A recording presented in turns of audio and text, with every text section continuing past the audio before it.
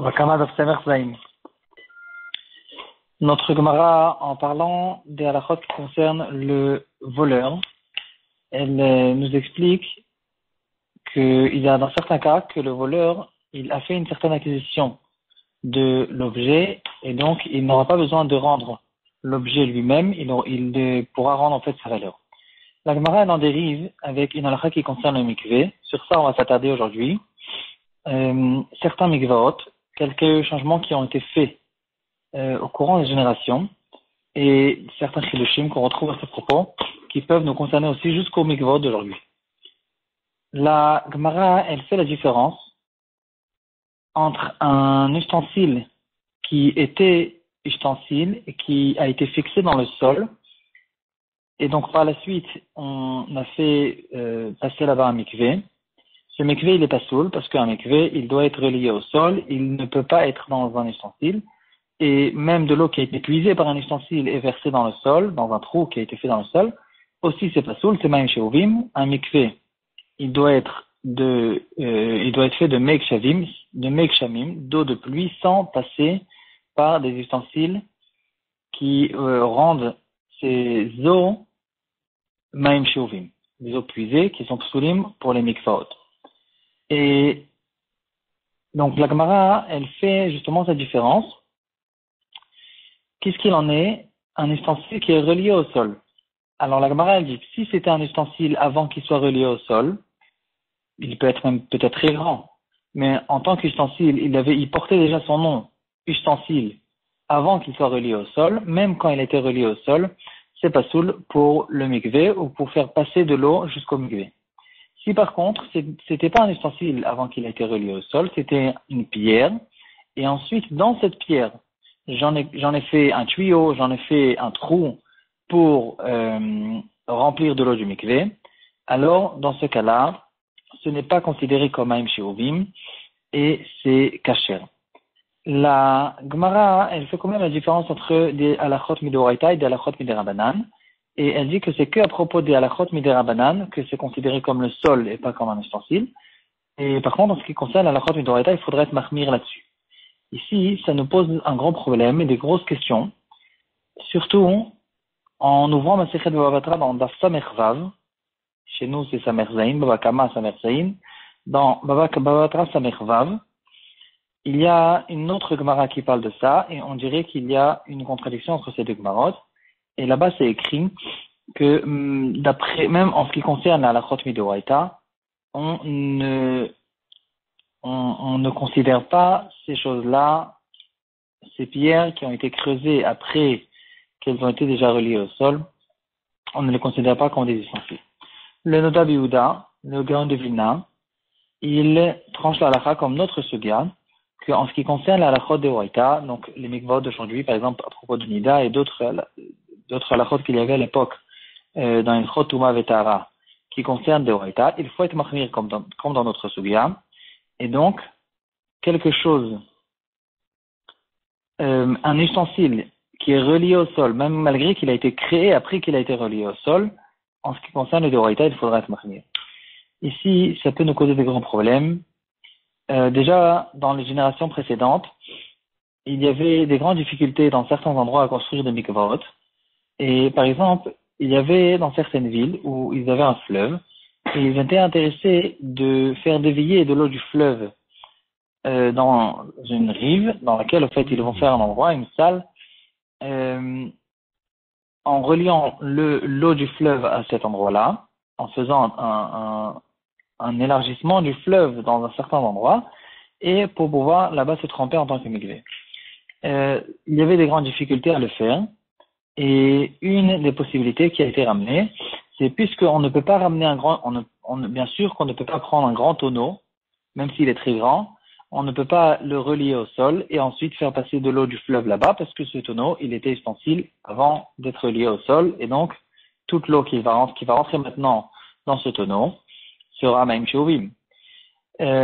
Donc, une des possibilités qui a été donnée, c'est est-ce qu'on a le droit de mettre un gros bloc de n'importe quelle matière dans laquelle, par exemple, on fait ramener là-bas un grand rocher dans lequel on va on va le relier au sol, à côté du fleuve. Ensuite, on va creuser ce rocher, un trou qui est suffisamment grand pour pouvoir se tremper à l'intérieur. Et ensuite, on va relier l'eau du fleuve à cet endroit-là. Et est-ce que c'est cachère ou c'est pas cachère? Ici, on rentre dans notre sujet. D'après notre sugia, on dirait que ça marche pas, parce que c'est des questions de Horaïta. Et d'après la sugia de Babatra, ça marche. Et donc, d'après la Khumra que nous donne le Noda Beuda, le Grand de Vilna, on devrait se mahmir et ça ne peut pas marcher dans ce cas-là. La grosse question qui peut nous concerner aussi à nous, les mikvot d'aujourd'hui, ils sont faits avec du béton, bien sûr. On creuse un trou dans le sol et ensuite on met du béton. Et ensuite, au-dessus du béton, on met du carrelage. Mais en tout cas, qu'est-ce qu'il en est du béton? Est-ce que le béton, après qu'il a durci, il est peut-être considéré comme un ustensile? Donc c'est vrai que c'est un ustensile qui a été créé quand il est déjà relié au sol, mais comme on vient de voir, c'est pas évident. On ne peut pas utiliser du béton qui a été relié. Ici, il y a deux sortes de béton. Les bétons des premières générations, quand ils ont commencé à faire ces choses-là, les poskim, en fait, les premiers poskim qui en parlent, il y a 150 ans, ils disent que le béton n'est pas du tout considéré comme un ustensile. Le béton, il reste, c'est comme de la terre. Et pourquoi? Parce que si on essaye de soulever, si on amène une grande grue qui arrivera à soulever tout ce béton, il va complètement se décomposer, il va s'effriter, et donc il n'y a aucune possibilité de le déplacer. Si c'est comme ça, il n'est pas du tout considéré comme un ustensile, c'est pas un cli, et donc c'est caché pour le mikvé. La question qui a été relevée, c'est plus tard, quand ils ont commencé à mélanger dans le béton des mikvot, même des morceaux de fer, comme on fait aujourd'hui dans tous les bétons. Ici, si on essaie de lever ce bloc, le trou du mikvé, avec une grue, ça va marcher. Le béton, il va se relever en un seul bloc, il ne va pas se casser. Et ici, peut-être qu'on rentre justement dans ce gros problème, parce qu'on n'a plus la permission des poskim qui disent que c'est pas du tout considéré comme un ustensile depuis le début jusqu'à la fin. Donc, dans l'année Tavresh Tzadik Gimel, ça sort il y a un peu moins que 100 ans. Il y a eu le premier mikvé qui a commencé à faire ça, c'était un mikvé à Londres. Et dans la construction du mikvé, il y avait un vieux mikvé, quand ils ont renouvelé le mikvé, ils ont rentré dans le béton aussi du fer. Et là, ça a posé une grosse marloquette, une grosse question dans les poskim. Qu'est-ce qu'on fait avec ces mikvot qui ont été faits en fer? Parce que maintenant, on peut lever tout ce bord du mikvé, on peut le soulever en un coup. Et donc, peut-être que c'est considéré maintenant comme un ustensile. Il y avait certains poskim qui ont dit que ce mikvé il est pas soul et on ne peut pas l'utiliser. Comme ça pensait le Rav Weiss et d'autres poskim encore.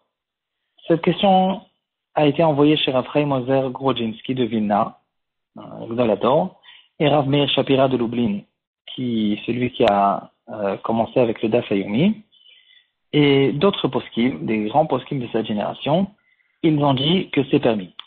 Même le béton qui a été mélangé avec du fer, il est permis pour le trou du mikvé et on ne considère pas ça comme un ustensile. Pourquoi?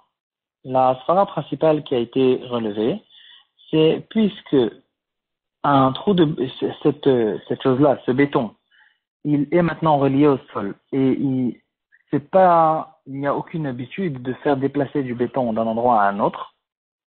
C'est pas que c'est quelque chose qu'on fait en général. Si c'est comme ça, on ne considère pas cette chose-là comme un ustensile et c'est cachère pour le mikvé. Cette question, on peut la retrouver même jusqu'à dans notre génération, dans le shoot de Rav Wosner. Le shoot de Rav Wosner, Shevet Alevi Chelek He, il permet, dans les grottes Moshe Yoredé à Chelek Alev Siman Kuf Yutret, il rentre aussi dans cette question, à savoir est-ce que ces ferrailles ils sont Mekabel Touma, ils sont pas Mekabel Touma. Lui aussi, il pense que c'est permis. Jusqu'à aujourd'hui, certains poskim sont mahmérim à ce propos-là, et ça m'intéresserait de savoir est-ce qu'il y a des mikvaot qui font attention de ne pas mélanger du béton du tout peut-être que tous les mikvot font attention à ça pour prendre compte de ceux qui sont marmirim là-dessus, mais quand même on dirait qu'il y a une majorité de poskim qui disent que même si le béton il a été mélangé avec du fer, c'est pas considéré comme des ustensiles et c'est caché.